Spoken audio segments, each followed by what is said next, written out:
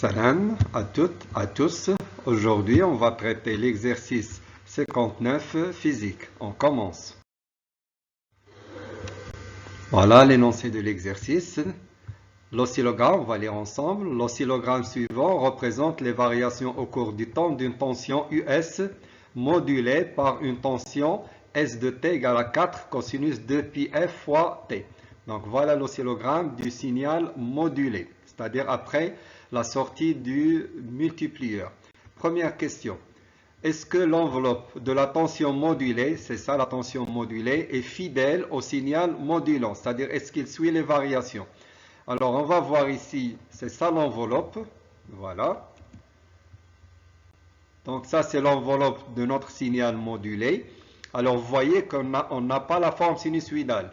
Donc c'est-à-dire que les variations de l'enveloppe du signal modulé ne ressemblent pas, ne suivent pas les mêmes variations du signal modulant.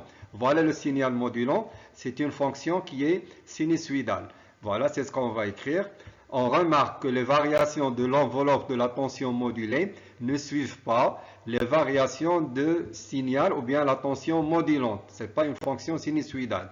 Voilà. Alors, qu'est-ce qu'on va en déduire? Que peut-on en déduire? Ben, c'est très simple. On déduit qu'il y a une surmodulation, c'est-à-dire on a une modulation qui n'est pas de bonne qualité.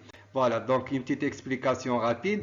Alors, qu'est-ce qui se passe ici? C'est que le décalage n'était pas suffisant. Le signal modulant n'a pas été totalement décalé vers la région positive. Il reste ici une petite partie qui est négative. Donc, le décalage, il est insuffisant. Alors, deuxième question.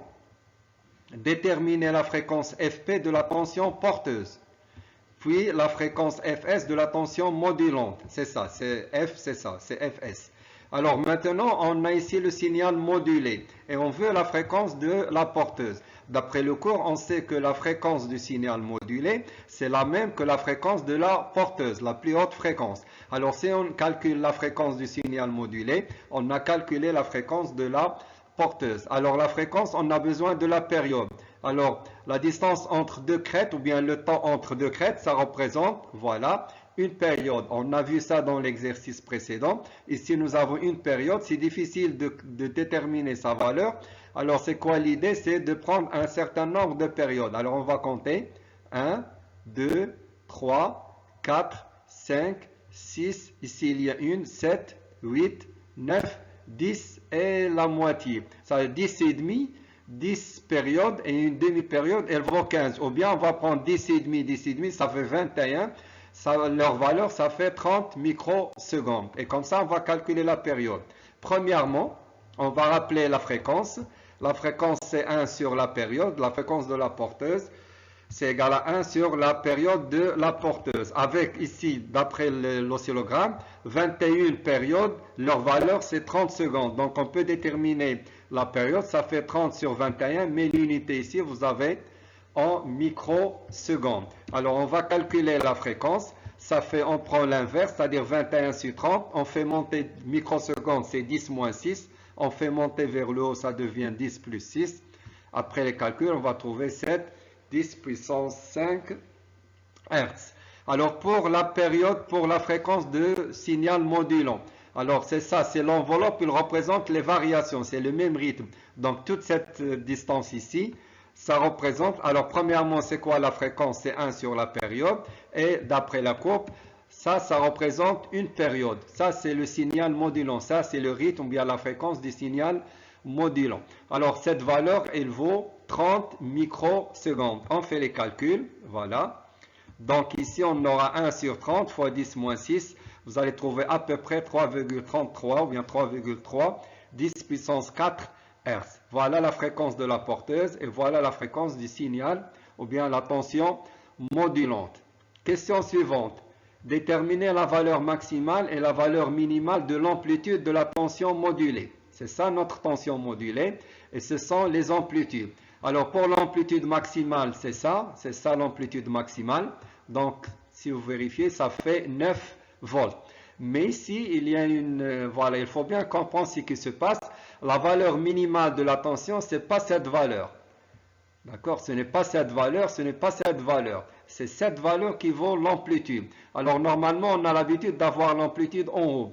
Ici, vous voyez, parce que ici, le signal décalé, il n'a pas été totalement décalé. D'accord? Il y a une valeur négative. Et l'amplitude, lorsqu'on le multiplie par une valeur négative, alors son signe, il s'inverse. Donc c'est ça la valeur maximale, mais multiplié par un nombre négatif, ça devient vers le bas. En tout cas, on ne va pas vous demander l'explication. Ça, c'est l'amplitude minimale et ça, c'est l'amplitude maximale. C'est-à-dire l'amplitude minimale, il vaut moins 3. D'accord? À cause de la multiplication par le signal modulant qui n'est pas totalement décalé. Voilà, c'est pour les personnes qui veulent savoir l'explication. Donc, c'est tout. Alors, ça fait, max, ça fait 9. Et la valeur minimale, ça fait moins 3. Je prends une nouvelle page. Alors, voilà la réponse. Donc, question. Maintenant, on passe à la question suivante. Question numéro 4. En déduire le taux de cette modulation.